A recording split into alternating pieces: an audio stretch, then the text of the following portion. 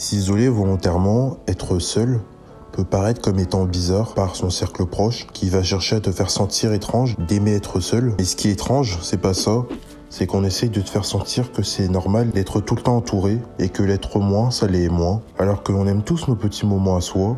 Si j'arrive que je m'allonge dans ton lit, tu vas me dégager. Si j'arrive sous ta douche, tu vas me frapper. Ouais, c'est de l'intimité, normal. Et si t'apprécies un minimum ça, c'est que c'est la même avec la solitude. Sauf que peut-être, tu te forces à être trop entouré, avec trop de gens. Ouais, c'est possible de se sentir seul, même avec des gens qu'on connaît depuis un bail. Alors t'inquiète, c'est normal d'aimer l'introspection, de ne pas être aussi entouré que dans une bergerie parfois, car rester dans celle-ci, et s'y forcer des fois, arrangera rien. La solitude, c'est ton instant de paix pour mieux réfléchir et être plus libre. S'entourer et ne pas s'entourer, ça a du bon des fois. Passer des moments avec ses potes, discuter avec eux des derniers chapitres de JJK, te permet de voir si tout le monde va bien déjà et de pas perdre ton phrasé avec des gens. Puis comme tout le monde le sait, les humains sont des blaireaux. Ils aiment être en groupe, échanger sur tout et n'importe quoi. Ça peut être sur la dernière note que l'un a eue et de comment s'améliorer dans cette matière. Tout comme à l'inverse, aller en soirée et s'éclater la bouteille au sol. Sauf que ça convient pas à tout le monde. On n'aime pas tous aller en soirée et être entouré de 21 personnes dans un appart de 24 mètres carrés et de parler en mode contre-soirée dans la salle de bain du pote qui nous a invités. Certains préfèrent être juste dans leur coin et qu'on les saoule pas avec les soirées ou y aller de temps en temps. Et peut-être que tu en fais partie, t'aimes bien être tranquille, seul, parce que c'est fatigant mentalement de parler avec des humains. Vraiment, ta solitude, même si on essaye de te la faire percevoir comme chelou, vu que tu sors de la tribu, et que les gens qui aiment être entourés, sont très tribus. Et ça vient juste de nos ancêtres, puisque avant, lorsqu'on sortait du groupe, c'était la mort. Être le loup solitaire du groupe ne veut pas dire qu'on va mal, ou qu'on est forcément timide, mais qu'on peut pas se forcer à être constamment dans la bergerie. Sinon, soit on pète un câble, soit on se sent seul. Et là, c'est plutôt de l'isolation, de la solitude involontaire, et c'est pas ce que tu veux. Puis la solitude, c'est plus qu'une histoire de sensations. C'est un fait, un état qui te permet de pas te faire submerger par trop de sollicitations extérieures, aussi bien en ligne, à pas suivre 47 personnes que t'as rencontrées pendant cette soirée, que en vrai. Puis l'autonomie que tu gagnes à pas toujours être dépendant des autres, à pouvoir manger seul et aller au ciné pépère pour mieux profiter de ta séance, te sera que bonus pour quand t'auras un appart et tes voyages. Tu gagnes en indépendance. Mais si tu sais pas si t'aimes la solitude, comment tu vas savoir si tu vas l'aimer une fois que tu y entreras? Je sais que plein de personnes ont du mal avec ce genre de questions, et t'inquiète, c'est au calme. Repère si t'es un Sasuke en vrai, sans faire le Dark Sasuke du groupe qui saoule pour faire genre. Le Sasuke est quelqu'un qui apprécie sa compagnie, il ne va pas forcément aller la chercher ailleurs, vu qu'il aime déjà la sienne. Il ne sent pas la solitude, il est seul, et trouve que c'est bizarre de tout le temps être avec des gens. Pour lui, c'est épuisant, et il n'aurait plus le temps de penser et de se sentir bien s'il se forçait à faire ça. C'est la silhouette qui définit un introverti. Il se recharge en étant seul et se décharge en étant trop avec les autres.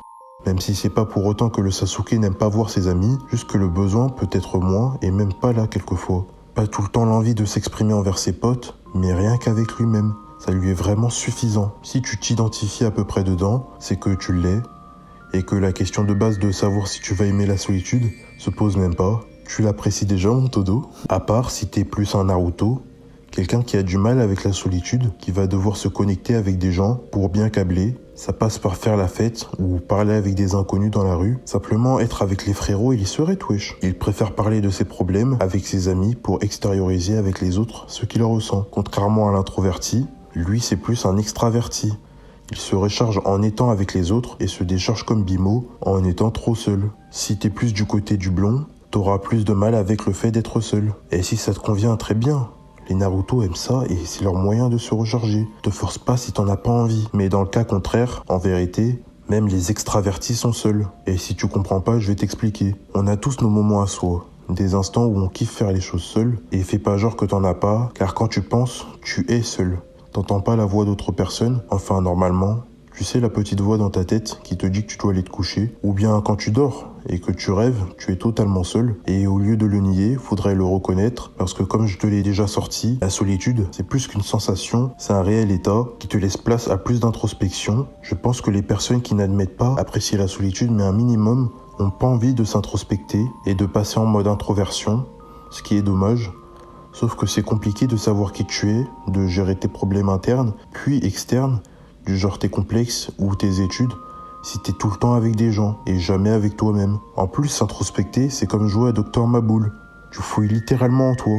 Tu apprends à bien mieux te connaître que la moyenne, sans parler du silence mental que ça te laisse, avec les bienfaits que ça a sur la créativité, l'ennui, la confiance en soi et l'indépendance. Et vu que t'enquêtes plus sur toi-même, t'as voyagé partout en toi, même si ce voyage finira réellement que le jour de ta mort. T'es en quelque sorte plus libre que les autres. Lorsqu'il y a personne avec nous, c'est égoïste, mais pour rappel, l'égoïsme, c'est faire attention et agir pour soi avant les autres. Donc t'abuses pas à bouffer tout le pot de KFC lorsque t'es avec tes potes, c'est bien de l'être. C'est normal, ta vie est le truc le plus important que t'as. Car des fois, c'est fatigant de prendre la vie de trop de gens en compte, que t'es avec tes potes et qu'ils savent pas où ils veulent manger, mais que toi si, et que l'un veut pas aller au McDo. Alors que quand t'es seul, vu que t'es plus libre, si t'as envie d'aller au McDo, parce que t'as des points de fidélité là-bas, tu vas. Si tu désires partir de France, tu le fais. Ou si tu veux aller au musée aussi. L'autre jour, je suis allé au musée et j'ai parlé avec des Anglaises. Ça juste car j'étais seul et que j'avais jamais parlé à des Anglaises de mon âge. Sauf que imagine si j'avais été avec quelqu'un. Est-ce que j'aurais parlé avec ces filles? Non, je les aurais même pas calculées. Puisque des fois, on fait moins attention au monde extérieur quand on est avec des gens qu'on connaît bien. Dans un sens moins libre. Alors laisse place à plus de solitude, qui t'amènera à plus enquêter sur ta personne, mon todo, et à être plus libre pour faire ce que tu veux, quand tu veux, où tu veux. Comme je lui dis souvent, te retiens pas de faire ce dont tu as envie que par rapport aux autres. Prends tes propres choix, car on est des individus avant tout. C'est dans ce genre de moment qu'on n'est jamais plus à l'aise qu'avec soi-même. Quand tu fais des grimaces cheloues face à ton miroir, juste pour voir la tête que t'as, ou que tu bouges bizarrement et que t'appelles ça danser, en t'enjaillant sur ton son préféré, couper et éviter parfois la bergerie, ça fait du bien. C'est pour ça que j'aime tant la solitude. Elle est fascinante par la tranquillité d'esprit qu'elle nous apporte, surtout sa liberté.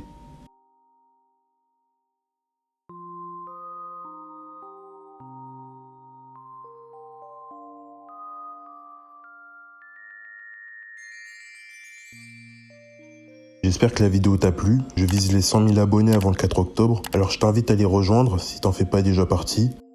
Il y a aussi un Discord si tu veux parler. Rejoins ma newsletter, je donne plein de conseils de genre et bien plus. On y est gagnant tous les deux. Merci de m'avoir écouté. C'était HM et suis ta passion.